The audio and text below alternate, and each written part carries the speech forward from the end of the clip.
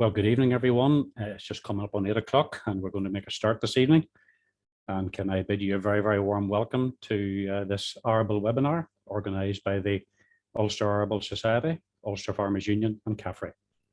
This is the second of these events which takes the place of our normal annual conference, which unfortunately we're unable to hold again this year.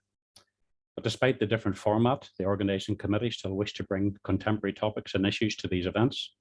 And certainly last week's webinar on carbon has received great reviews, and we look forward to an interesting and informative session this evening.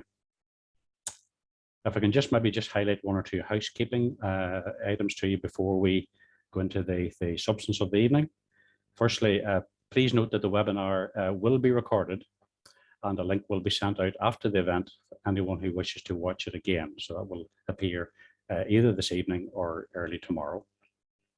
Can I just point out that the questions and answers that you wish to put to the panelists during the event should be made through the Q&A tab at either the bottom or the top of your screen, depending on your device.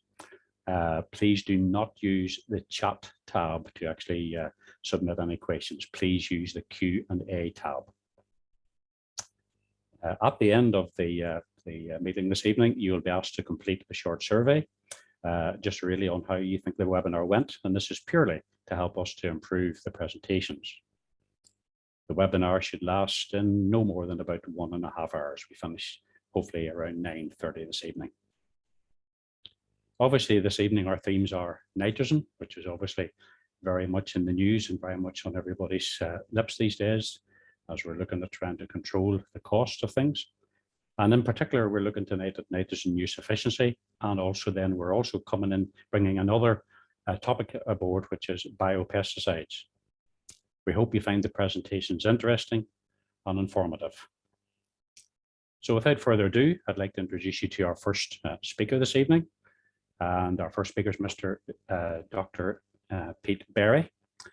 And Pete is a crop physiologist who has worked at ADAS for 18 years. And currently leads the ADAS crop physiology team.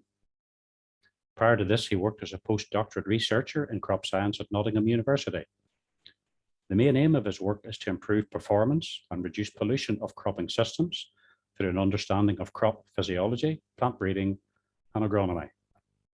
His goal is to produce sound practical advice for the farming industry, which is based on rigorous and high-quality research.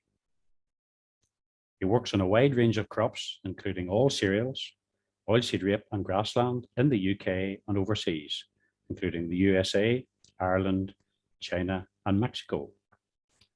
Pete, we're delighted to have you with us this evening, and we appreciate you coming and helping us with our webinar this evening.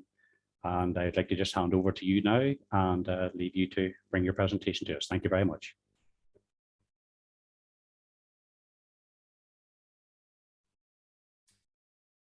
Thank you, and good evening. Bruce, I hope you can see the slide okay. Absolutely fine. Thank you, Pete. Yeah. Excellent. Good. Well, to consider improving nitrogen use efficiency, we can't ignore the recent high prices of nitrogen fertilizers. So we're going to look at that first and then move on to ways of improving nitrogen use efficiency. So the impact of high fertilizer prices are to reduce the economic optimum N rate. And this is defined as the nitrogen rate at which the cost of applying just 1 extra kilogram of nitrogen gives you back less value in terms of extra yield. So that's our definition of economic optimum N rate. And you'll see that come up a number of times in the next few slides. Now, the AHDB Nutrient Management Guide, or RB209, I'll refer to it as RB209 from now on, it's less of a mouthful. Recommendations in that guide are based on a fertilizer cost to grain price break-even ratio, or BER, of 5:1 for cereals. So that means 5 kilograms of grain are needed to pay for each kilogram of nitrogen. And for oilseed rape, a break-even ratio, or BER, of 2.5. So that's what the current guide is based on, and pretty much, the fertilizer prices and grain prices are quite close to those sorts of break-even ratios over the last few years. However, as we know, this has changed recently, and for those of you who have bought at the higher nitrogen prices, perhaps as much as £700 a tonne of ammonium nitrate, for example, then you're looking at £2 a kilo of N. And if you're looking to sell wheat grain at £200 a tonne, then that gives you a break-even ratio of 10 to 1. So that's double what the current guide recommends the N rate at. And then for oilseed rape, current prices might be around about a break-even ratio of 4. And the impact of this is to reduce the economic optimum N rate. So you're moving in that graph from the solid diamond down into the open circle there. You're moving the economic optimum down the nitrogen response curve.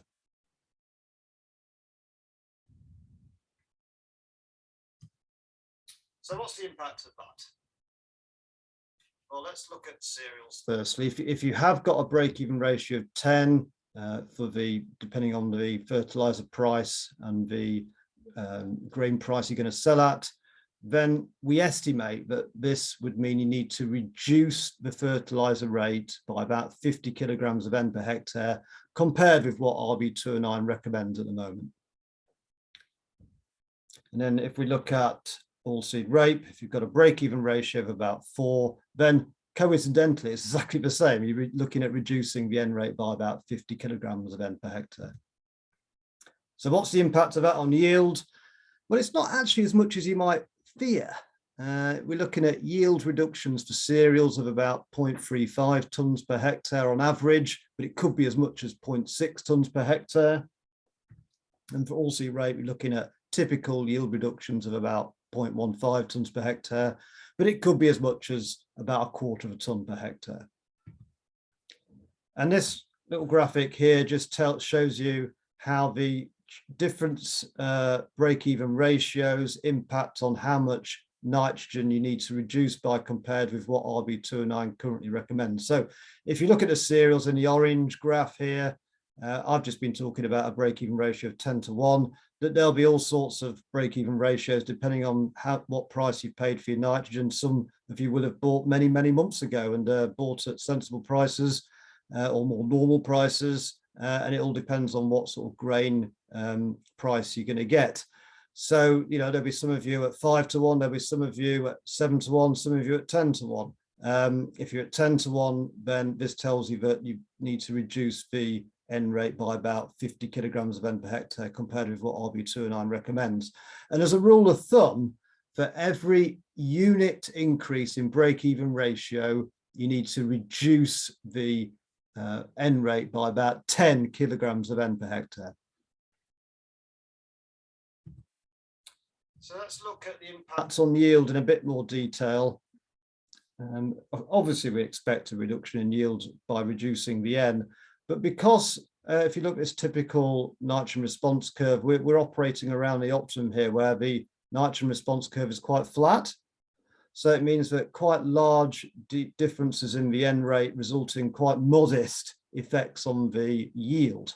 So for that reason, when you reduce the N rate by 50 kilograms of N per hectare, you're looking at, not too bad really when you think about it. A reduction in yield of 0.36 tonnes per hectare, and for oilseed rape, it's about 0.16 tonnes per hectare. Now we've fed in our sort of algorithms to AHDB, and they've developed this nitrogen fertilizer calculator, so you can plug in the price at which you bought your fertilizer for and the expected price you're going to get for your grain, and that will work out your break-even ratio for you and work out how much nitrogen you need to reduce by, and also what the yield reduction is going to be. So I really recommend going to that website and just seeing what break-even ratio you've got on your farm or fields and what implications that has. There are other impacts as well from if you've got high fertilizer prices in terms of how to manage the nitrogen fertilizer. So firstly, What splits do you prioritise, if any?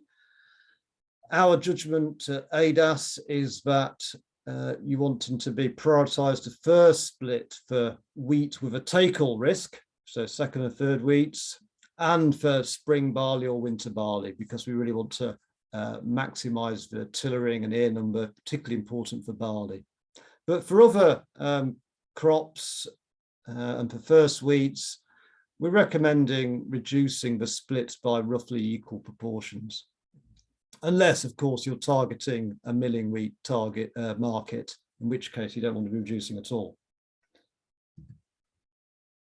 The sums we've done for milling, indicate that it's still going to be economically justified to target milling quality. The value of wheat is high, and particularly it stacks up if the premiums are £30 a tonne or more. But they're not quite as good as they used to be at the higher fertilizer prices. So, if it was quite marginal for you before for achieving milling spec, then this might just sort of tip you over the edge to being not very justifiable now. But by and large, it still is. Now, we often get a question about don't high yielding crops lose more yield when you reduce the nitrogen, or does it affect the amount that the nitrogen rate needs to be reduced by? Well, no, it doesn't. It doesn't matter what expected yield you've got, the same rules still apply. But if you're operating at a break-even ratio of 10:1, then you're still looking at reducing the N rate by about 50 kilograms of N per hectare, and you'd still get that sort of yield reduction of 0.36 tonnes per hectare. And that's because the shape of the yield response is very similar around the economic optimum for high yielding crops or low yielding crops. We also get often asked the question, if I'm providing the majority of my nitrogen or a substantial amount of my nitrogen supply from organic materials, do I still need to do the same rules still apply for the bagged N? Well, yes, they do. You've still got to reduce the bagged N rate by the same amount. Sulfur, you've seen the sort of quite modest reductions in yield. So your crops have still got a pretty similar requirement for sulfur. So we're recommending not to knock down the sulfur rates at all. And similarly, really focus on maintaining the phosphorus and potassium indices, because if they drop below the critical levels, then the efficiency with which you use the nitrogen fertilizer is going to go down. So it's important to maintain those. And then when you're working out the cost of the nitrogen, then sometimes it's quite difficult, isn't it, when you've got a compound or a mixture of sulfur and nitrogen in the product. And if you've got a mixture of nitrogen and sulfur product, then because the sulfur value compared to the nitrogen is pretty small, we recommend just assuming the cost of the product is the same as the nitrogen cost. So let's move on to thinking about nitrogen use efficiency. And to do that, it's important to just understand the components which underlie nitrogen use efficiency and the requirement that the crop has for nitrogen. So you start off with the demand that the crop has for nitrogen. That's really driven by its yield and the concentration of nitrogen in the grain. And then how much of that crop demand can be met from the supply of nitrogen from the soil. And the gap in the middle there, the white area, that's got to be met by nitrogen fertilizer and manure. So we've got to plug that gap with manure and nitrogen fertilizer. And the amount of fertilizer and manure that we need to apply really depends on the uptake efficiency that the crop has for taking up nitrogen fertilizer. So we can do this simple equation to work out how much fertilizer needs to be applied from the demand that the crop has for nitrogen minus the soil nitrogen supply, and then divided by the fertilizer recovery. That can vary a lot, that fertilizer recovery efficiency. It can be anything from 30% to 80%, but a rule of thumb is that 60% of the nitrogen you apply as fertilizer is taken up by the crop. So let's think about your farm and how to decide the right rate. We know from testing the RB209 guide that it's It's right on average, but there can be variation between farms. So there is a need to make a judgment about whether your farm needs slightly more or less than what RB209 recommends. And we really recommend making a judgment based on previous yields, incidences of lodging, what were the impacts of nitrogen fertilizer misses or overlaps. You know, if you overlap, did it immediately go down? Are you right on the cusp of sort of applying too much? You can do your own nitrogen offtake and nitrogen use efficiency metrics to see how efficient your fields and farm are. It's really important to estimate the amount of nitrogen coming from the soil, because you can save a huge amount of fertilizer in this way. So if you're at all uncertain about the soil nitrogen supply, then we really recommend measuring the soil mineral N. A knowledge of what organic matter content in the soil is really important, because the higher that is, the more mineralization you get during the season. And of course, there are lab measures that you can use which estimate the mineralization during the season. It's worth taking advantage of these in situations where you have a potentially large amount of mineralization. Manures, massively important. There's such a valuable resource, especially at the moment in terms of nutrients. So knowing what the nutrient content is very important. Standard figures are given in RB209, but there's a huge range between those standard figures. So we really recommend sending a sample off to the lab and getting it measured if at all you can. And then you can do retrospective analysis. So how well was your crop fertilized? And you can estimate that by looking at the protein content of the grain. And if you're growing a feed wheat and you've got a protein content of about 11%, then you know it was fertilized about right. If it's a milling wheat, then about 12% is about right. And that's the sort of protein content which would be optimum for yield. Of course, we want 13% for the milling spec, but 12% tells you that you've fertilized it right for yield. And then finally, we'll come on to this a bit later, testing different rates on the farm, and we'll come on to that. So over the last few years, we've really got into measuring the nutrient concentration in the grain, and found it's really useful for indicating whether or not, retrospectively, your crop had enough of the different nutrients. And it works for all 12 main nutrients that the crop needs. It's particularly useful for phosphorus, for example, and we've found that about 50% of the crops we've sampled and measured were deficient for phosphorus, according to the concentration of phosphorus in the grain. So there's lots of labs do this analysis. We do it. It's called the Yen Nutrition Service, and it gives you information back about the concentration of nutrients in the grain and whether or not they're below the critical threshold, which indicates whether or not the yield was limited by an inadequate amount of that nutrient. We could also use this information to calculate the nutrient offtakes and balances, so you can work out whether the crops are taking more off than are being applied in manures and fertilizers. We also ask for the soil nutrient indices, and that's really useful because sometimes you get low grain nutrient concentrations, but you've got plenty of nitrogen or plenty of nutrient in the soil. So that's telling you that the supply isn't an issue. It's actually the ability of a crop to get hold of those nutrients, which is a problem. So it might be indicating poor rooting, for example.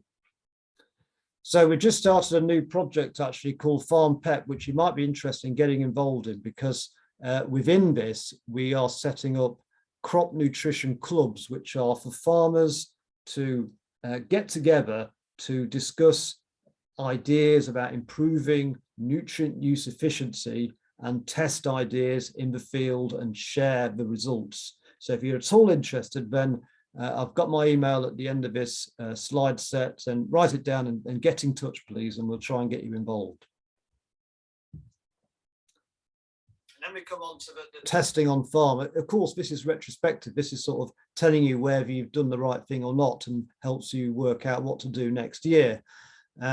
We did a project a few years ago with AHDB called the Learn Project, where we had different tram lines with the normal N rate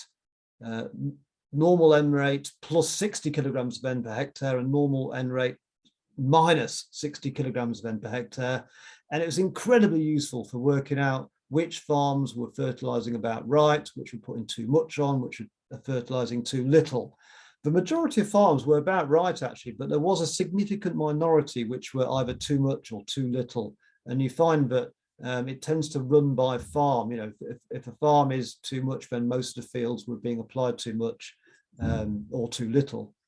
And what really worked well in this project is using combine yield maps to work out what the yield was, so we could compare statistically by analysing all the raw yield data points and have confidence in the results as to whether those nitrogen treatments changed yield or not. And in this project, again, we're going to be developing tools so that farmers can run their own tramline trials more efficiently. And we've also published a guide as to really just to help you do your own trials. And if you want to get hold of that, then go onto the ADAS website. Sensing and testing in season. There's so many sensors. You can see all those images there. There's zillions of sensors, isn't there, that you can work with. Often the challenge is working out how to integrate the information that comes back from these into the nitrogen decision making. Certainly early spring, at this time of year, we should be using these sensors to sense the crop and use the crop as an indicator of the soil nitrogen supply, especially for estimating how much nitrogen is in the crop at the moment. You know, for some of our oilseed rape crops with this mild winter we've had, we're estimating that they've got 300 pounds per hectare of nitrogen just in the canopy. So they're valuable things at the moment. And then later in the season, you can use these tools to test the status of a crop and work out, you know, whether they've got already enough nitrogen or whether they're deficient, so you can tweak the final split of nitrogen. And finally, we shouldn't underestimate the value of just visual observations, especially if you've got a strip in there which is either higher or lower N rate. So this time of year, we really recommend getting out there and estimating how much nitrogen is in the crop. I've got a slide here for cereals, but it's even more important for oilseed rape because there's even more nitrogen in those canopies. So for every unit of green area index for a cereal crop, that will contain about 30 kilograms of N per hectare. And you can estimate that by various means. You can count the shoots. If you've got about 500 shoots per meter squared, you've got 5 to 15 kilograms of N per hectare. You can do a very quite crude, really, rule of thumb where if you've got a third of the soil covered by crop, you've got about 10 kilos of N in it. If you've got half of the ground covered by crop, you've got about 30 kilograms of N per hectare. Or you can take a digital photo and use, you know, one of the few apps. There's one which we've worked with, which is the BASF CAT tool, which can estimate the green area index and the nitrogen content of your crop. And the thing is that you can have a huge variation in nitrogen content. It could be, you know, 10 kilos of N per hectare in the crop. It could be almost 90. And that nitrogen stays in the crop. You can subtract it from the amount of fertilizer that's needed, because all the nitrogen, as leaves die, is remobilized back into new leaves. It stays in the crop. It's not lost. So it's really useful to estimate that at this time of the year to help you work out the nitrogen requirement. There's a few nitrogen efficiency products out there, as you all know. There's nitrification inhibitors, urease inhibitors, there's combinations of both, there's slow release products. We've done quite a lot of work on urease inhibitors and found good results for increasing yield when used with UAN, for example. So, you know, these are useful products to improve the nitrogen use efficiency of your crops. There's plenty of claims as well for other products, such as biostimulants. We recommend testing those in the field and see if they can work for you in your situation. And finally, I think it's important to look at the sort of bigger picture and just how much return am I getting from the final few tens of kilograms of fertilizer that I apply. And this is illustrated here really. There's no question that the first 100 kilograms of N which are applied are incredibly valuable. They give you yield increases of 2 to 4 tons per hectare. But when you look at sort of the last few tens of kilograms of N per hectare, it becomes sometimes a bit more marginal. Now, this table is based on old prices, so sort of wheat prices of about £150 per tonne and nitrogen prices of about 70p a kilo. And you can see that if you, for the last 10 kilograms that you apply before you reach the economic optimum, the sort of value that you're getting back after the cost of the N is about 70p per hectare. For the last 20 kilos, it's about £3 per hectare. So you can see the sort of law of diminishing returns as you get closer and closer to that economic optimum. So in conclusion, I think it's important to calculate the break-even ratio for each crop and adjust nitrogen rate accordingly. Use the AHDB nitrogen fertilizer calculator to help you do that. It's worth remembering that the yield reduction from lower N isn't as big as is often perceived. We recommend prioritizing the first split for wheat in a take or risk situation, or for spring barley or winter barley, and obviously not changing. If you're targeting milling wheat, you've got to have the required N rates. The cost of getting N rate wrong is more with higher fertilizer prices. So it's really important to estimate the soil nitrogen supply, and especially measuring the amount of nitrogen in the crop, and then using the various sensing tools to try and fine tune the later applications of nitrogen. I think it's very important to retrospectively assess how successful the targeting of N was, and you can do that by grain analysis and measuring the concentration of nutrients in the grain, and also through experimentation on farm and doing those sort of tramline trials with higher and lower N rates I described. And finally, just don't forget to maintain the sulfur, phosphorus, potassium, other nutrient levels, because as soon as they drop below the critical values, that will really reduce the nitrogen use efficiency of your fertilizer. So thank you for listening. Obviously, I'll be around at the end for any questions. Pete, on behalf of us all, can I just say thank you so much for that. I think that's been extremely interesting. And I would think there'll be a lot of people who will be quite keen over this next few days to replay this webinar again to pick up even more on some of the information you've brought to us there. So there are quite a number of questions coming in already. Oh, good. They are coming. They are. Please remember, folk, to use the Q&A button, Q&A tab on your screen, please, to place your question. And we will return to those once our speakers have all taken part. So I'm just thank you for that, Pete. And we're now going to move on to Roma. Our second speaker this evening is Roma Gwynn. Roma is a biopesticide specialist working for over 35 years, initially as a research scientist and then for biocontrol companies, but she's now an independent specialist working internationally. She has an MSc in technology for crop protection and a PhD in biological control, both from Reading University. Her experience is in facilitating the process of getting biopesticide products onto the market by streamlining biodiscovery, product development, registration, and marketing.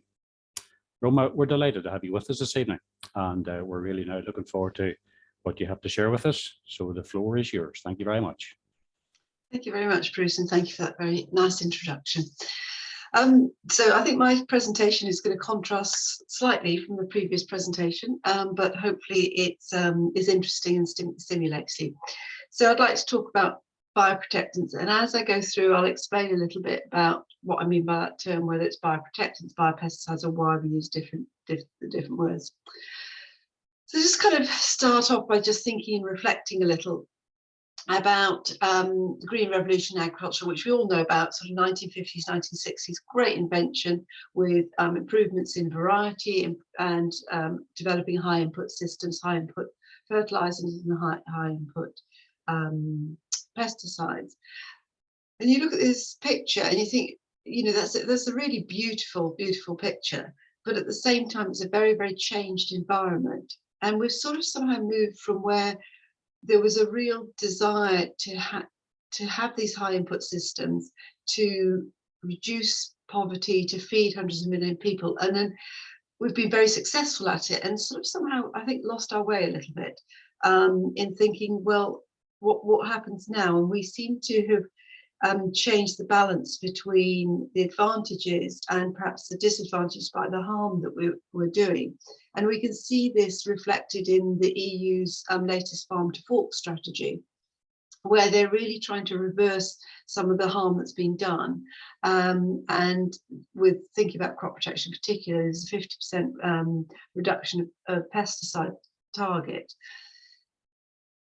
And really the root of this problem is that we farm with monocultures, and massive monocultures are that they're not stable ecosystems, which means that you'll get these peaks of disease or insects when the balance of nature gets out of control. So we're always trying to battle against that essential sort of unstable ecosystem and the problem we've got.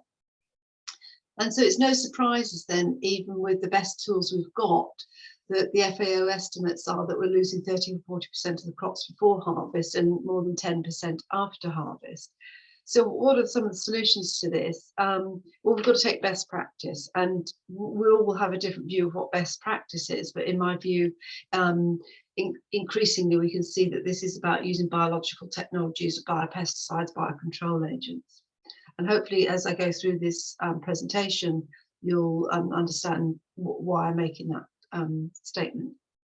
So one of the things we can see to support this is that the global markets for these technologies are increasing rapidly. If we look at the compound annual growth rate, it's estimated at 20%, and that's perhaps slightly modest, that's often running higher. This compares to a much lower, I think it's about sort of 5–10% for chemical pesticides. So we can see that the markets are changing. They started off from a very small point, but they're growing very rapidly, and it seems to be we're at the point, a slight tipping point, where the number of these products and the use of them is really beginning to increase quite rapidly.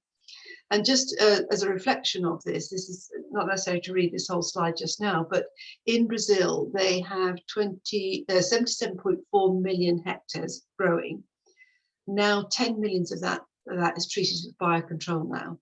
So when you look at those figures, you can see that the markets are changing. These are outdoor crops. These are not just glasshouse protected. This is mainstream agriculture where they're using biocontrol. And as you can see from the quote, there's 98% of farmers who bought it in 2017-18 said they'd use it again the following year. So why do people use these bioprotectants? So this is a slide I lecture some students, and I ask them to guess these. And it's kind of interesting because the ones they don't guess is that the products work, the top two, that they actually are efficacious. But there's other advantages, and particularly certain crops like horticulture growers. I hadn't thought about this, but because you have no re-entry intervals, the growers are able to manage the farm workers better, because they haven't got to wait for the crop to leave the crop with no one in there for a while, but then you have the workers going back in. They don't waste fruit because they can pick as the fruit's ready. So there's sort of advantages that you perhaps don't necessarily realize when you first start working with them. And there's also the Sustainable Use Directive, and there's been a leaked copy of the new Sustainable Use Directive, and actually it emphasizes IPM even more. So when we think of IPM, we think of quite a simple approach, which is sort of think about the agronomy, think about the soil, the varieties, what you're growing, think about monitoring and forecasting, putting in physical interventions, then biocontrol, and only at the very end come with chemical.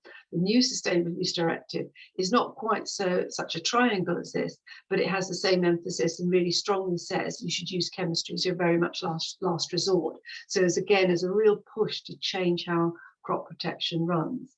So for me, we're on the cusp of quite a significant change in crop protection, and that's going to be difficult because it's quite knowledge intensive what's coming next. So what are the technologies? We hear the terms bioprotectant, biological technology, biocontrol solutions, and actually what do we mean? It means all of these types of technology. So what I'll do now is just quickly talk about each of these and what they are. So we think of the macroorganisms. So these are predators, these are the little creatures that eat other creatures. The second picture there is a lacewing, which is very good at eating aphids.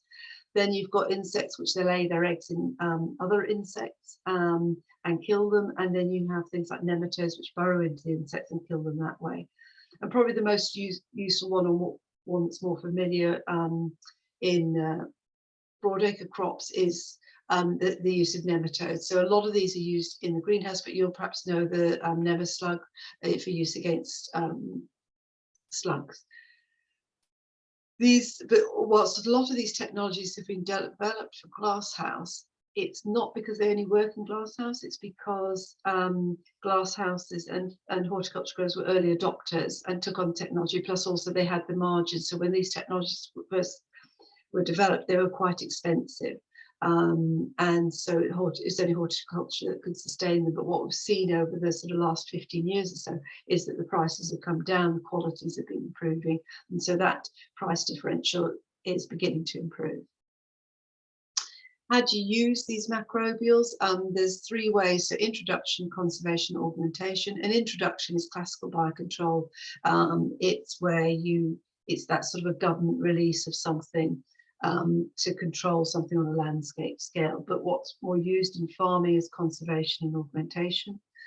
So that can be from flower margins, which we all know a lot about. But in some places we can see that becoming more tailored. So this example at the bottom in New Zealand, where the vine growers have worked out which combination of flowers brings in the right natural enemies that eat the pests on their crop. And they found there's some great advantages, is that on wine tours, people like to come into their vineyards rather than go to other vineyards. So again, there's all these sort of added advantages that come and hopefully added value from the crop by introducing some of these measures. But what we're probably most familiar with is what's called augmentation, and this is the intentional release of something.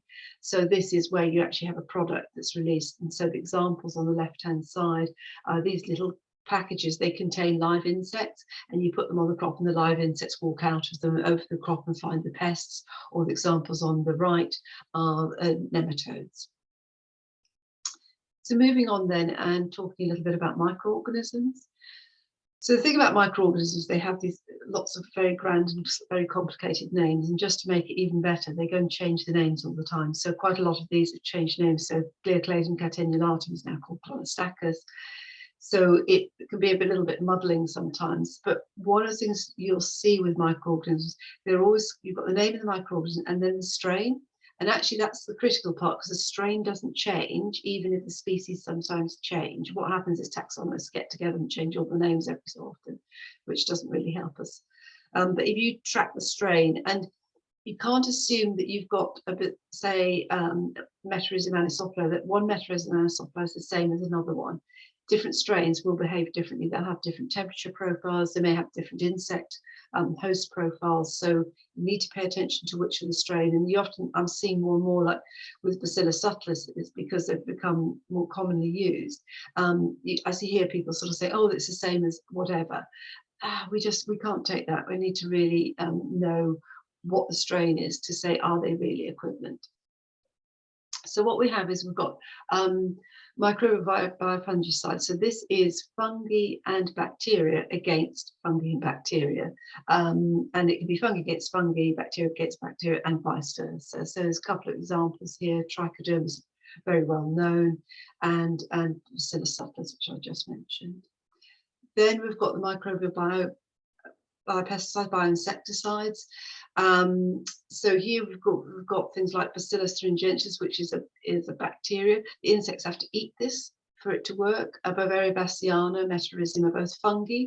What they have to do is attach to the skin and the cuticle of the insect, and then they burrow into the insect, grow inside the insect and kill it.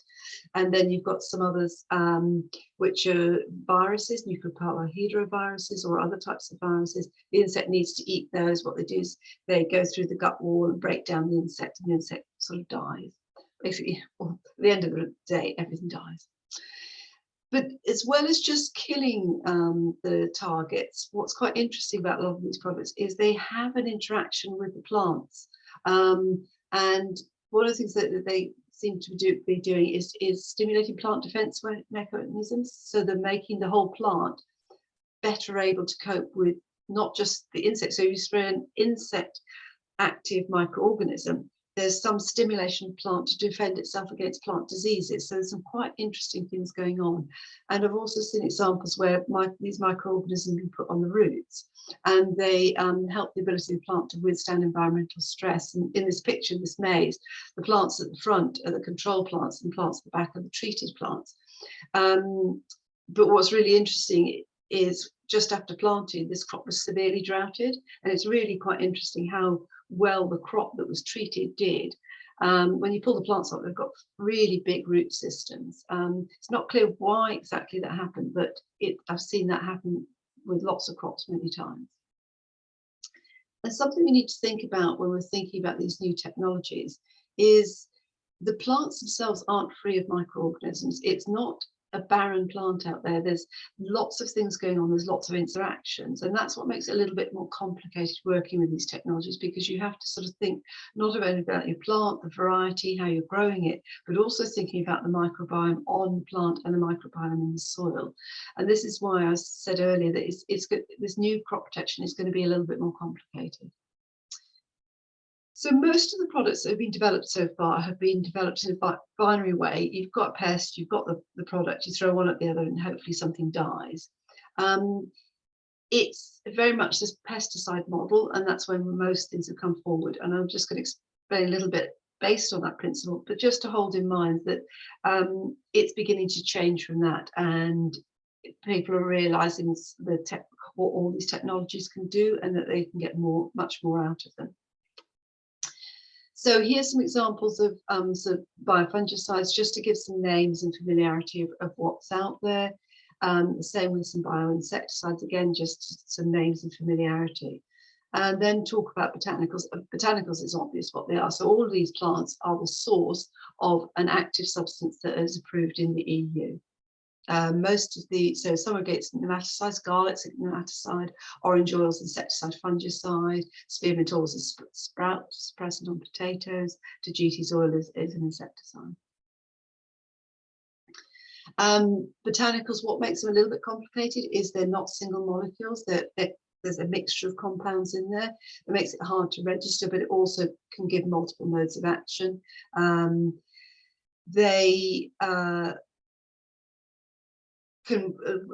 very typical way of something like an orange oil, which is a terpene, the way they work is they damage the insect membrane or the fungus membrane, and they make it leaky, and then they desiccate. So they're not actually toxic, but they're causing damage to the cell walls. Again, like the microorganisms, they have multiple modes of action. So one of the most annoying one is that I was doing some trials, and my treated plants, it switched on all the signaling in the treated plants, which then sent messages to my untreated and switched on the signaling in my untreated, and suddenly I didn't have differences between my treated and untreated. It took me a while to figure out what was going on, but once I figured it out, I was able to sort of get good results. But again, we're just beginning to realize how these technologies work. So just some examples here. And then finally, chemicals. So these are compounds that are produced by one organism and affect another member of the organism. Most obvious and best known, a mating disruption, or the straight chain lepidopteran pheromones. They can be used, as I say, in mating disruption, where you release the pheromones, and you've got so much pheromone, the males can't find the females, you don't get mating, you don't get next generation. Sometimes they use in lure and kill, where you're bringing the insects into a central point. and other times you're using mass trapping, where you may have something that's a food attractant and it brings them in, and then in the trap they can be a water trap, or could be chemicals there, or they can be picking up a dose of a biocontrol compound. So some of the simple ways they're used, PVC or other plastics absorb these semiochemicals very easily. So you can see this example here, where this PVC tube is impregnated with the semiochemical. It's wrapped around a grain of rice, and then it slowly releases, and then it causes making so much female pheromone that the males can't find them. And then there's other devices which are kind of a little bit smarter, where they realize that the insects only fly at a certain time of day, so they've been attached to the timer, and then it's just released at the right time of day to affect the insects. And then there's others who are looking at microencapsulation so that they can spray them, and again the microencapsulation is a slow release mechanism. It's just a little bit thinking about, people often say to me, but they don't really work very well, they're not very good. So I think we just sort of ask some questions of what we mean by efficacy. What is it? Because when we're working with IPM, are we looking for something that perhaps doesn't damage all the natural enemies that are out there, or that we can make that is compatible with something else we're using? So this idea that we just need a really high level of efficacy is sort of slightly old-fashioned idea. And one of the things to think about is what's the level of effect that we actually need to bring the damage below the insect or disease population below the damage threshold. And it might not be that we need 80%, it may be that we need less, and often is the case that we need less. So here's some products that are approved in the UK, and the level of efficacy that the companies told me they had. So I've got to say, I might take this with a little bit of pinch of salt. I think the efficacy is a little bit lower than they've said here, but we can still see that although it's 80%, that they've all got approved and they're widely used. And what I would say for a lot of pesticides is I see they're working between 40 and 80% is a good average for what they can do. But if we have something that even has a 30% effect, and that's what I'm modeling on the blue line here, is ideally you should come in quite early, like this green line, and just keep the population. You detect it's beginning to rise, so you just knock the population back. But oftentimes we've got quite a high level of population before we knock it back. With a 30% effect and recovery, it's quite simple, isn't it? You have 30% effect 3 times, you sort of have 90% effect. And then the trick is, how do you make it economic to apply this 3 times in terms of the cost of the product, in terms of the application methodology?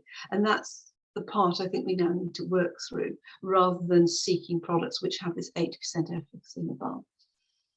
So here's an example of where the biopesticides have moved from horticulture to open fields. So there's a product that's based on Trichoderma asperellum strain T34. It was originally developed in horticulture, but a company in Eastern Europe picked it up, and they have formulated it and use it to treat corn, soy, sunflower and oilseed rape, where it's either on seed treated or sprayed in furrow, and it targets Sclerotinia fusarium. And what it particularly does is reduces the mycotoxins. And when I've seen the data, it reduces the level of mycotoxins in these crops to below the level that the chemicals are reducing it. So it's really quite effective. And what's very interesting is the rate it's used when it's seed treated is 10 times less than when it's used in horticulture.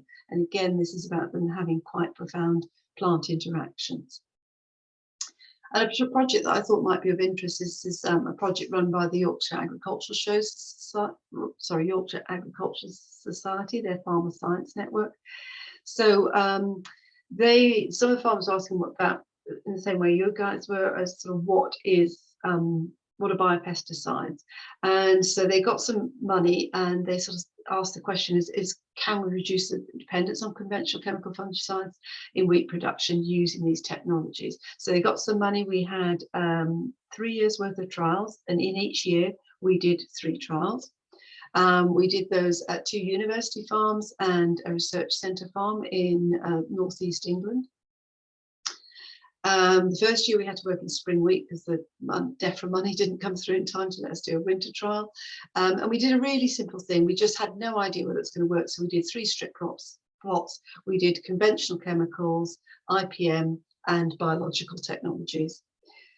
and saw no difference in the first year. It says second year we did replicated trials, and what was no difference? And everyone, oh, there's no difference. But I was thinking, no, there was no difference between the biologicals and the conventional chemicals. Really interesting result. And because we weren't sure, we did it again and played around with the nitrogen. And again, so we didn't get major differences. We started to see some differences. And what was interesting is I thought low nitrogen, the biocontrols would compensate, but actually what we saw was when we had slightly higher nitrogen, the biocontrol treatments actually enhanced the plant. And one of the things we saw, not consistently, but quite often, was we had an increase in protein content in the biocontrol treated plots.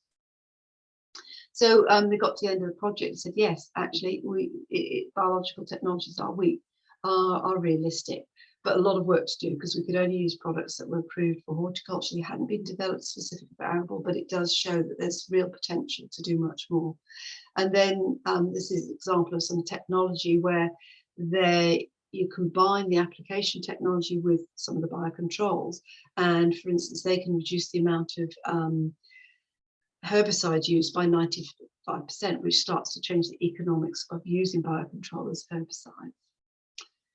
I was going to talk a little bit about regulation, but just really what I wanted to say is that now over 40% of the products, active substance in Europe, are biocontrol technologies. It's been this way since February 2016, where the majority of products coming forward. And if the system unlocked itself, there'd be a lot more coming forward. In the UK, we can see a big increase in the number of products that are becoming available to farmers. And again, same spread, fungicides, insecticides, but very, very few products available. Only about 3% of the products are biocontrol technology so far. So there's a lot of scope for this to grow. And just to finish up then is to say, I think for me, there's a revolution coming in crop protection. It's really difficult because it requires all these pieces of knowledge to come together to make the crop protection work. And let's not deny, there will still be chemistry in there. Thank you.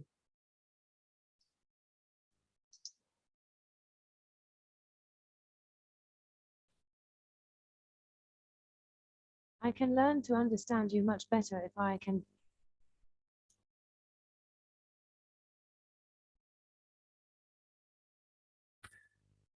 Hope you can hear me okay and see me okay, Roma. Sorry, just clicked the wrong button there. So apologies about that. Roma, listen, thank you. I think really what you've brought certainly into my own mind tonight is just the fact a lot of new terminology, a lot of new product concept that we really have to be starting to take on board. As you have said, there's a revolution coming in agriculture, and a lot of it is going to be bio-product based as far as that goes, so we appreciate that.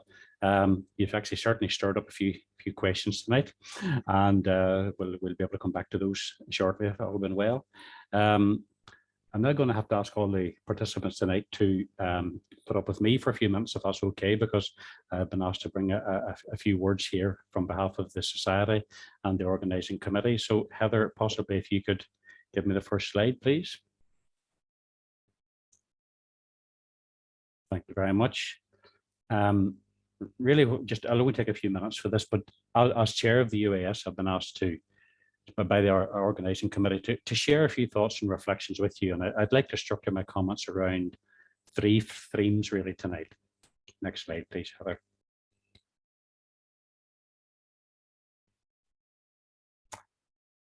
Obviously, these are the Ulster Arable Society itself. And then I'm going to bring some personal reflections on the agri-supply business, which, as many of you know, I've been involved with all my working life, really. And then thirdly, we're looking at really where the industry here locally is going as regards our future support from DERA and from government. Next slide, please, Heather.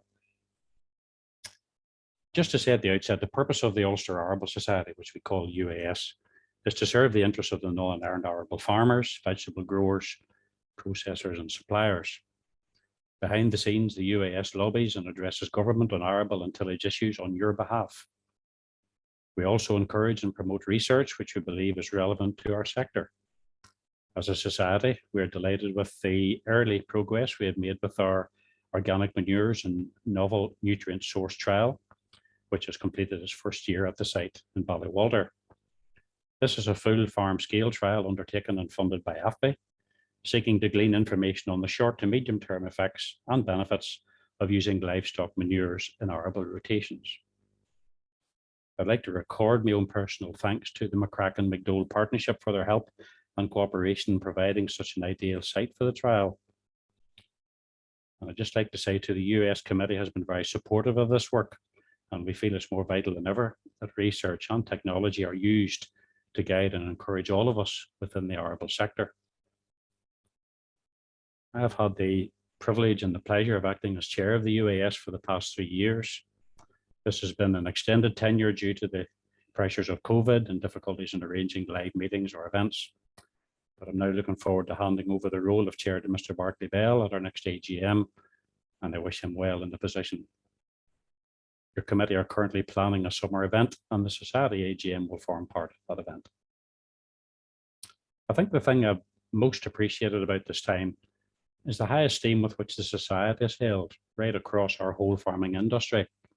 And pre-COVID, I was given the opportunity to attend several meetings and conferences on behalf of the Society.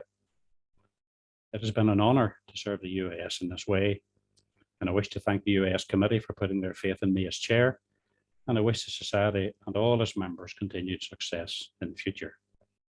Next slide, please, Heather. I thought I would share a few words about other commitments and concerns I have. Roma has just mentioned here about IPM, and obviously many of you will know that I represent Northern Ireland on the strategy board of the voluntary initiative. This is a role supported by the Ulster Farmers Union and involves engagement in issues around IPM, water quality, the National Sprayer Testing Scheme, and the Narosa Roadshows. I have found this role both interesting and challenging, and I've learned it's vital for the practical farming perspective to be highlighted in issues such as water quality, alongside the need for weed control and land management in water catchment areas. By the way, just for any of you who might want to know, the first live Narosa Roadshow will take place tomorrow evening at the Bushtown Hotel in Coleraine, and other dates and venues are now available on the UFU website. Currently, we have ongoing issues on supply of cereal and herbage seeds from GB due to the non-arm protocol, and I'm not here to make any political statements tonight. But there are now limits to the range and choice of cereal varieties being offered into Northern Ireland from GB due to the additional sampling and OECD labelling required under EU rules here. This is causing delays, and indeed many seed merchants in GB are withdrawing from supplying Northern Ireland altogether due to the hassle involved. A number of local suppliers and the Ulster Farmers Union have been lobbying DEFRA on this issue since last March, but so far to little avail. There are also issues with acquiring small quantities of plant protection products, again due to paperwork. At the bottom there says the future.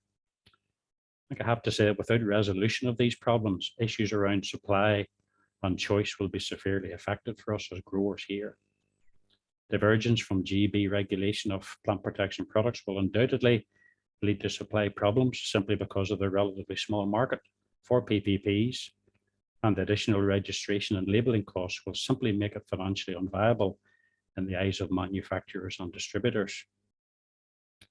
Next slide, Heather. About 18 months ago, I was asked to join a steering group to submit recommendations to DAERA for sustainable arable production in Northern Ireland. This covered combinables, potatoes, and field vegetables. The other participants are listed here and are all well known in their respective fields. Sorry about the pun. And the background work and drafting of the report was carried out by Mr. Ian Duff, to whom we all owe a great debt of gratitude. Next slide, Heather. You can see the timeline that has been involved, and it's outlined here. And it has, as you can see, it has included discussions at the highest level of local government. Indeed, we held a meeting with the Agriculture, Environment and Rural Affairs Committee at Stormont just last Thursday. The most noticeable outcome from that meeting was that they wished to meet us again soon, as they acknowledged our sector had received very little attention or interest in the past. Next slide, please. Right, the recommendations and the points of concern which were highlighted in our report are listed here. and they include such things as sector-specific capital support. Obviously, really a big one is land tenure and the problems of our conifer system here, generational renewal, etc. You can see them listed there. It's a very comprehensive list of issues. Indeed, you can download a copy of our report from the UAS website, and I would encourage you to examine it in detail. And a copy of the summary has been distributed to all our MLAs. Next slide, Heather. What next? Yeah. In the light of DAER's consultation paper on future agricultural policy proposals, the UAS and the steering group, which I've been part of, plan to submit separate responses highlighting our concerns at the total lack of focus on the arable and potato sectors. Indeed, the proposals lean very heavily towards the beef sector, and in the current phase of debates at Stormont around climate change and the reduction in carbon emissions, we believe an opportunity to support and expand the arable sector is being squandered. We are delighted to see some support for our horticulture and field vegetable sector, which has been omitted from recognition and funding for far too long. This consultation is open to all of you, so please feel free to download the document and take this opportunity to have your say. The UAS and the steering group hope to have ongoing dialogues on these issues with the department and the assembly committees. Next slide, please, Sarah. This is my final slide. And it's just to say that this photo here is on the cover of our summary document. Please notice the tranquil mixed farming scene it portrays in Northern Ireland. We believe the success of our farming industry here lies in the recognition and support for a mixed farming region, where our various enterprises work together and in partnership to deliver quality produce at a fair price for our growers and our local people. Those are our goals. Those are our aims. Thank you for listening.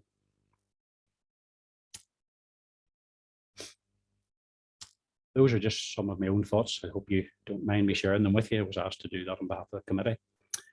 And we now move on to our final, but by no means least speaker for this evening. We have Sarah Bell with us, and we're delighted to have you too, Sarah. Just a little bit of background to Sarah. She, alongside working on her family mixed farm in Rutlands, Sarah runs her own consultancy business known as SE Bell Agri-Food Limited, driving and delivering positive change in food supply chains. Sarah has worked closely with academia and business, developing practical solutions, incorporating data use to demonstrate sustainable farming.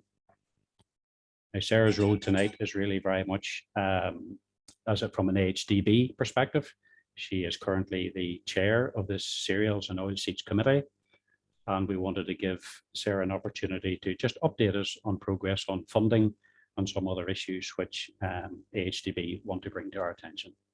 Sarah, it's over to you, and we look forward to what you have to share with us. Thank you. Thank you so much, Bruce. That has been absolutely fascinating canter through the issues that you guys are facing in NI.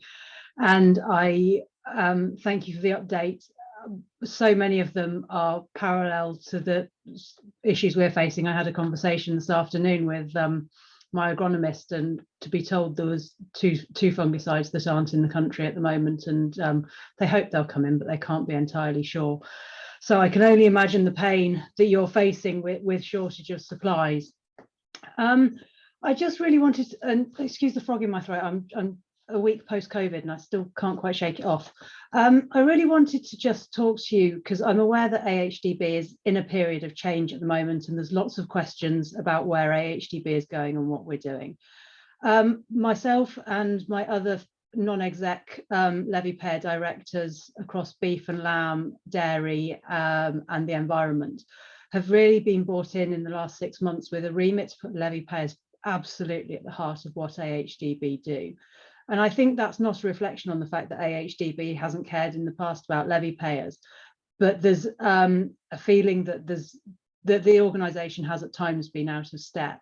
And I have been an absolute passionate advocate of the need for the levy and the need for the levy to be spent well, but also for the need for AHDB to really understand the risks that farmers are facing and the lack of certainty that we're facing, and to come on that journey that we're having to take with us, and to understand that we need an organisation that really does stand alongside us and do the independent research and the independent science that we need, but actually then bring it out to us in a way that's really applied and brings us really practical solutions that we can enact on our farms, and really help us by bringing better outcomes. Historically, I think AHDB's created a lot of benefit by reducing risk to us, in the same way that the basic payment schemes reduce risk to us as farmers.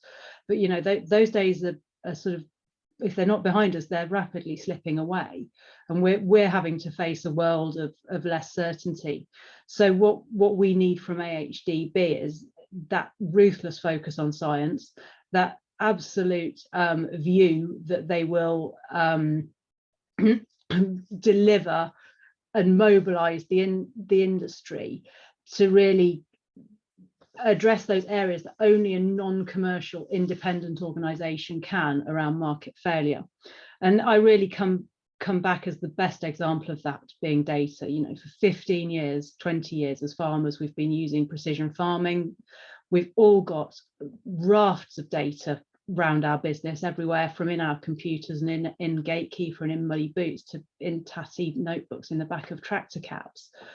And none of those systems talk to each other. There are no standards around data. And what that means is we spend an inordinate amount of time re-entering things and trying to make things add up. And it's so frustrating.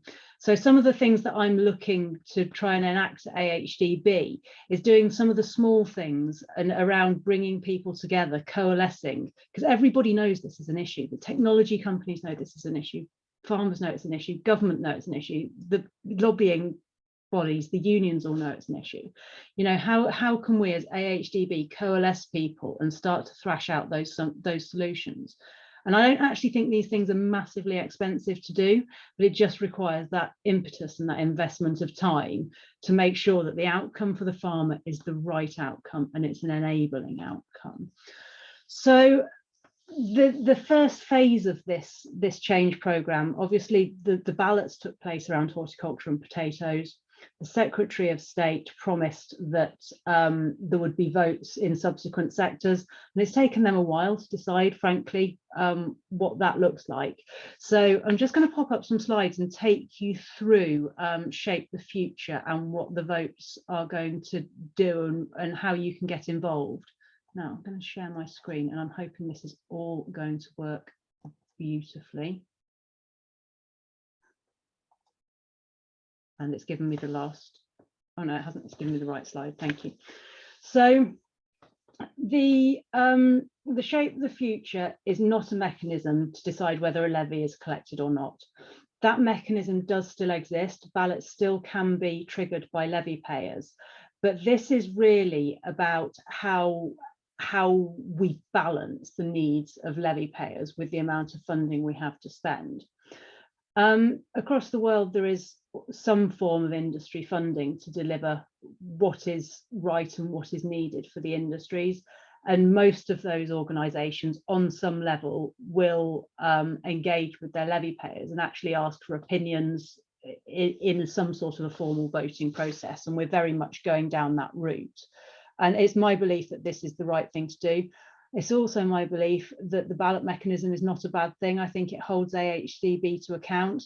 And what this voting mechanism will do for me and my Cereals and Oilseeds Council is really allow us to understand where farmers' priorities are and make sure that we are funding things appropriately and funding the most important things, but also to hold the executive to account and make sure that we're getting the outcomes that farmers need from this process. Right, now is my slide going to move? Yes, okay. So we have had to take a registration first approach because we don't actually have the details for all of our levy payers across cereals and oilseeds. The levy is collected within the supply chain. And I think when I was on the outside, I've been quite strong towards AHDB in my view that we needed to do better and talk to merchants more and get those contact details. However, that hasn't happened, and I think there is a will that in future this will be handled in a different way. But for now, we have to have a registration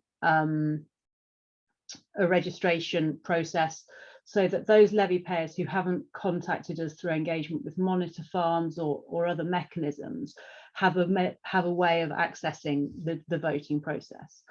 So the voting registration portal opened on the 7th of December, and we have had, I suspect, getting gone towards 1,000 registrations for cereal and oilseeds now, which to my mind is not enough. I would like everybody who has any sort of arable interest to register, and I would implore you to register. It's a 5-minute process. The registration window will close on the 31st of March this year. We then need a fortnight to make sure that everybody who's registered in that last week is verified and is genuinely entitled to vote as a levy payer. And then on the 11th of April, you will, once you've registered, you will get a voting link, and you will be able to log into the voting portal using that voting link to essentially place your votes. And we will have those results back to sector councils in June 2022. My sector council is in the process of preparing a sort of a headline strategy, but the way that strategy is executed and the weighting of that strategy will be entirely determined by the outcomes of the votes. So what does registering look like? It's really simple. Go to the AHDB website, www.ahdb.org.uk. There is a massive blue banner across the top that says Shape the Future. Click on it and it will take you less than 5 minutes to enter your name and address. Unfortunately, you can't register once across all sectors. You do have to register for each sector, but I did it the day the voting portal opened, the registration portal opened, and it took me less than 5 minutes to register for cereals and oilseeds, beef, and for lamb. So my 3 enterprises on my farms was a less than 5-minute job to register. I could have set my granny on doing it. I could have set my children on doing it. It wasn't a massive job. So what will it look like when you get to the vote? Well, we'll give you some information on where the levy has been spent in the past, and then we will ask you to look at the sector needs.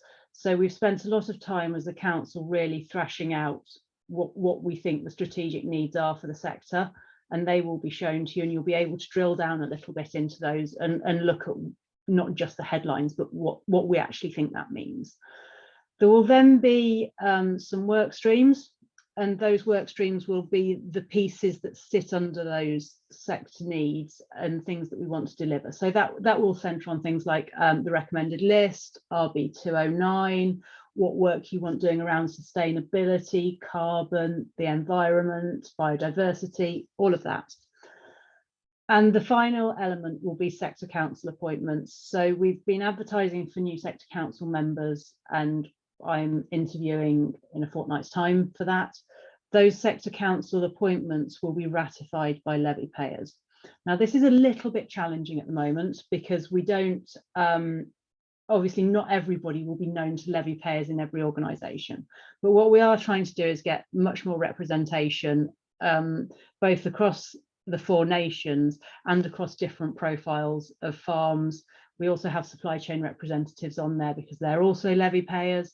So we really can come to a consensus that we feel that we've got the right voices in the room and everybody is represented to the best of our ability, but also to be able to really make sure there are people with the right level of skill and knowledge to be putting the scrutiny against AHDB's delivery of the outcomes that we need as levy payers. Because ultimately, if we're not getting the outcomes right, we know what happens, we know the history, and we know that farmers won't continue to vote for something that they don't believe to be delivering great value for them. But I think, in fairness, Pete's presentation this afternoon of his work around RB 209 and around the fertiliser is a really great example. When I work out what I've paid in wheat levies over the last 12 months, if I save a tonne of fertiliser, it's more than paid for itself. And I think when you look back into what the levy does for you, they're really important considerations. So I suppose the next point is what can we do? I haven't had a Northern Ireland candidate for the sector council. I haven't had an applicant this time. I would love it to have an applicant or more than one applicants to choose from Northern Ireland when we re-advertise, because the sector councils work on a rotation, and next year I will need more sector council members. So please, please, please, if you have some ambition, you care where your levy's spent, consider applying next year. If you have any questions in the meantime, you want to ask me anything, you want to have a chat with me, my email address is sarah.bell@ahdb.org.uk. Send me an email, we'll have a conversation, because I really would like to see you guys represented on the council. But the next thing is to say, please, please encourage your friends and neighbours to register to vote, because the more of you that vote, the more voice you have. But everybody who doesn't vote is giving more voice to those that do. And I really want to be able to stand in front of you this time next year or the year after and have the conversation and really have that two-way dialogue that says, yes, we think you're on the right track, we think you're funding the right things, and we think Northern Ireland is getting what it needs, and we as farmers are getting what we need from AHDB. I'm really sad I couldn't be there to see you all in person today. It's a pretty sterile experience talking to myself on a screen, but I really hope you found this useful, and please be assured I am very much in listening mode. You've got my email address. If there's anything you want to share with me, keep it clean, then please feel free to push it across to me, because I'm all ears and I'm listening, and I'm happy to have the conversation with you. Thank you so much. Thanks for listening, and I'm happy to take any questions. Sarah, I think it's fair of me to say thank you for being so frank, and thank you for being so honest and open with us about the situation in HDB. I think maybe there's one theme coming out of some of the talks tonight is all the listeners, all our participants tonight, have your say, be involved, get involved and be part of the thing. Certainly that's very much the case here for us on a local government and local strategy and policy situation, and obviously within the future and funding situation for HDB, that's very much to the fore as well. So yeah, thank you, Sarah. I'm going to ask the other speakers now if they would come back online, please, and if you'd bring both your sound and your video back on. Well done, everybody. Thank you. And if I can find the chat line here. We have a few questions. I'm just conscious we're sitting at just after 9:15. We'll take maybe about 15, 16 minutes of questions, if that's okay, folks. And by the way, can I just say thanks to those who have contributed questions for us tonight. Pete, the questions for you took off with a bit of a race at the start, as I'm sure you can imagine. you were hitting a lot of nerves very quickly. Yeah. with what you were saying. So a couple of questions for you, and then there's a couple for Roma here as well. Okay. So we'll Yeah. Okay. Pete, will the yield response curves be the same for all cereals, namely wheat, barley and oats, and will this impact on nitrogen decisions? It's a good question. Wheat and winter barley, very, very similar. Oats, we are doing an exercise to do those at the moment. Spring barley is where the question is. From the data we've got, it looks like it might be a steeper response curve for spring barley, which means that if you reduce N rate by 50 kilos, you actually lose a bit more yield. So you lose maybe closer to half a ton rather than 0.35 tons per hectare for wheat, which would mean that you don't need to reduce by as much as 50 to sort of get to your break-even ratio. But the problem is we haven't got that many curves for spring barley, so we didn't have as much confidence. So it's sort of a bit of a, are we confident enough to make that decision? So I think my advice would be, if you're gonna maybe not reduce by as much for one crop, it would be spring barley. Okay. Okay, thank you. Okay, Roma, one for you, please. There actually, can I just say there were several that came in on a very, very similar theme. And I think maybe you opened up a particular aspect to with your talk tonight. So the question is there a risk that introducing some microbials to control one problem could give rise to another problem. Yes, I read the questions and saw those 4 that were in a similar theme. So what I presume the person who wrote that's thinking is that in the past we've heard of cases of classical biocontrol where exactly that has happened. But if you look at the time, that's back in the sort of 50s and 60s where we really didn't understand technology. We're not in that place anymore. And the other thing is, when an organism is released, you're releasing something that already occurs. What you're actually doing is adding to the population that's there. You're not necessarily putting in something new. And so for biopesticides which are registered, you're registered to the same standard as chemistry. And it's one of the questions that's asked is, what, when you release that, will it cause a problem for the environment, etc. And so as a scientist, I'm never going to say no, because one deals with probabilities, but the probability of that happening is very low because of all the checks that the products have to go through. I think the regulatory system may not work in the sense, but the standard which you're held to for these technologies is the same standard as for chemical pesticides. Okay. It's interesting you noticed that there were several questions tonight on very much a similar theme. Pete, back to you.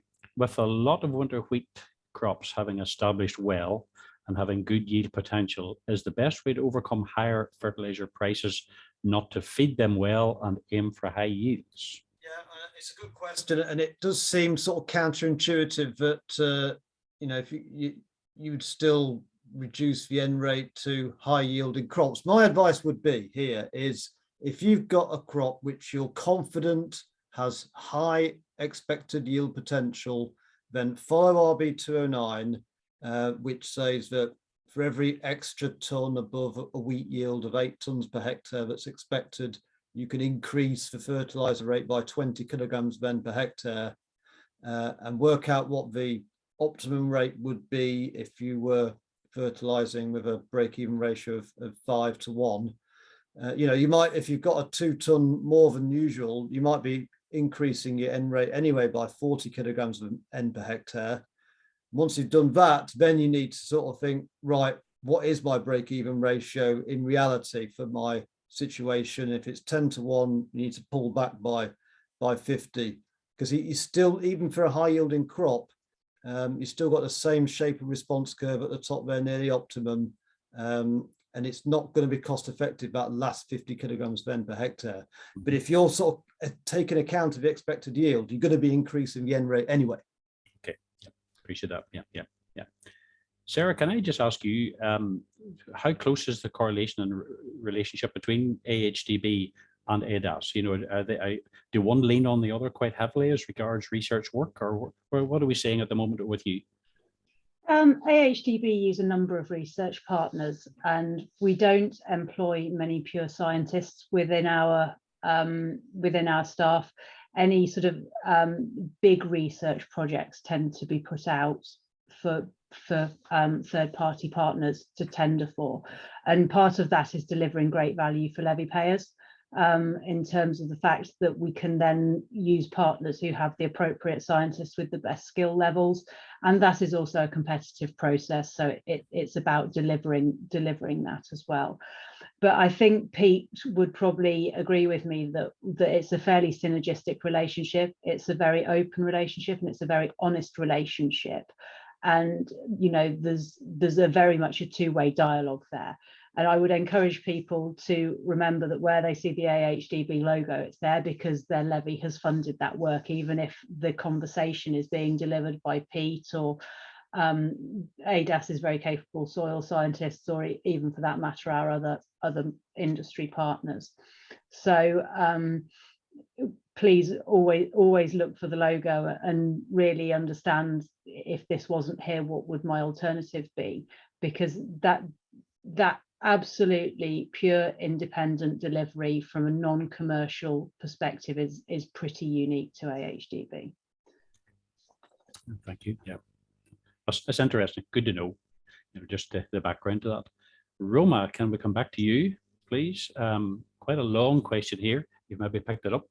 Biopesticides are tried and tested in horticulture and protected crops, and the technology is coming through and improving all the time.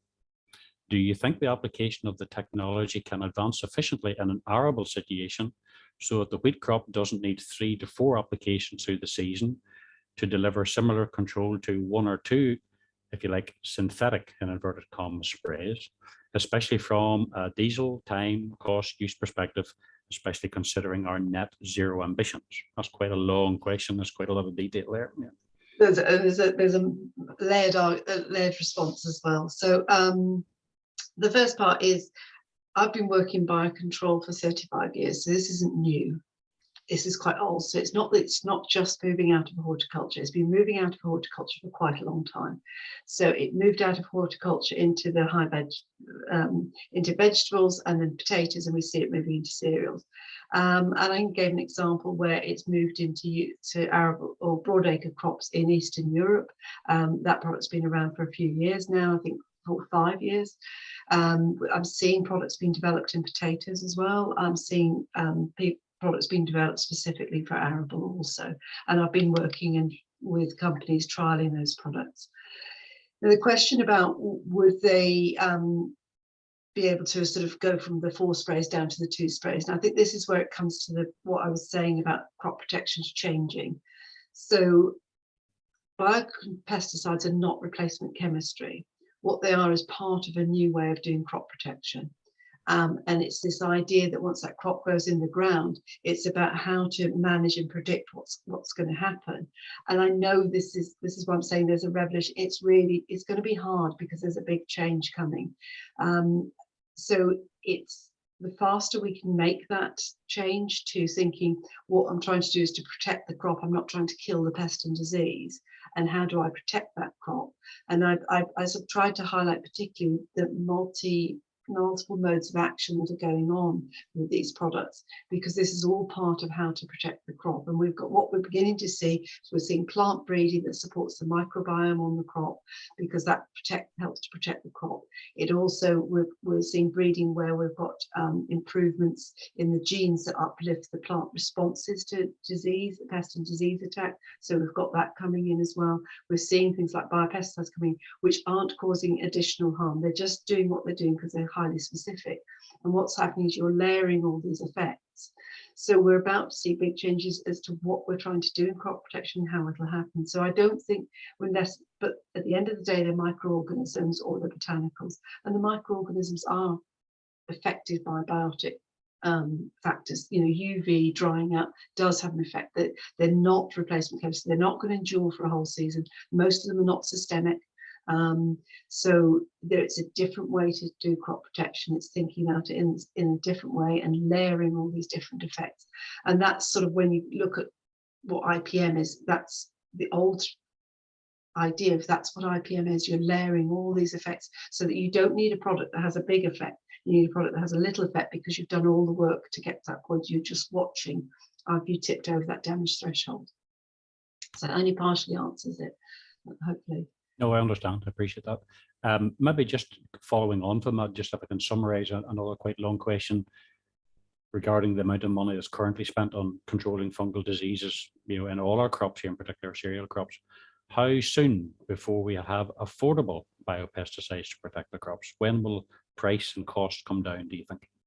It's already coming down. It's already coming. That's why the potato industry is looking at it, and that's why it's been developed in cereals. So it's coming down because people understand the technology, because the companies are more experienced in how to produce stuff. I mean, they've gone from when I started, someone had 1,000-litre fermenter, they've got 100,000-litre fermenter. So economies of scale bring down the pricing, better formulations, which means you've got shelf life, so you can have better distribution networks. So all these things contribute to bringing the price down, and understanding how much you need, when to apply it, so you're just using it in the right way and combining that with digital technology and new application techniques. The prices come down. We're not far away from that point now. Okay, thank you. It's good to know. Yeah. Pete, can I ask you one final one? I'm just watching the clock. I'm conscious we're coming up to 9:30. See, there's just one new message that come in. I'll have a look at it when Pete's answering this one. Pete, we have had some relatively dry springs over this last couple of years. What's the best way to ensure the nitrogen we apply to crops is taken up effectively? There's no easy answers to this, but my gut advice would be to put a bit more on a bit earlier. There's not a complicated thing, really, I'm afraid, but you need to be a bit careful. You don't want to put too much on too much earlier, because if it does come wet, you're going to really increase the lodging risk. So it's a bit of a balance, but a bit earlier and a bit more earlier. Okay, thank you. Sarah, one final one for you. Has AHDB any other programs planned to build on the success of the Monitor Farm program? At the moment, no. I'm conscious that you guys have got a monitor farm in Northern Ireland and are enjoying the benefits of that. My question is, are we reaching enough people with the monitor farm program at the moment, and are we engaging well enough around that to make sure that people who maybe can't get off the farm and spend the time off farm are still getting the benefit, albeit through different routes, whether that be social media or accessing it through discussion groups or in other ways? I'm not saying never, and I'm not saying not at the moment, but I really think it's about driving that engagement with the monitor farms for us in the short term before we worry about starting anything new. Let's get the value, really get the value out of what we've got for as many people as possible as a starting point. Okay. And can I just say in his favour that the Northern Ireland current monitor farm is a member of the US committee, Mr. Orr. So thank you for that. Thank you. Folks, our time is gone. And really, can I just bring our proceedings to a close by saying that I'd like to offer a really sincere word of thanks to our three speakers this evening, to Pete, to Roma and to Sarah. We've really appreciated the expertise that you've brought to the screen for us tonight, and we've enjoyed hearing your contributions. And we really appreciate your time. Can I also give a special thank you to the organising committee and what I call the backroom team, who made the two webinars possible, especially Robin Bolton. I'd like to compliment Robin again from Caffrey for all his work. He's been the contact for all the speakers and has put the programme together, and we really appreciate that. And I'd also like to thank someone else who stays in the background, is Heather Stewart from the Ulster Farmers Union, who has taken control of the IT and all the video material for us tonight and keeping everybody online. So thank you very much, Heather, for your help. Please remember to complete the survey. Just stay online if you don't mind for a couple of moments at the end of whenever we sign off, and the link for the recording will be available shortly to everyone that's registered. And all that remains for me to do is to thank you very much for joining us this evening, and we wish you all a very successful 2022. Thank you very much. Thanks for inviting me.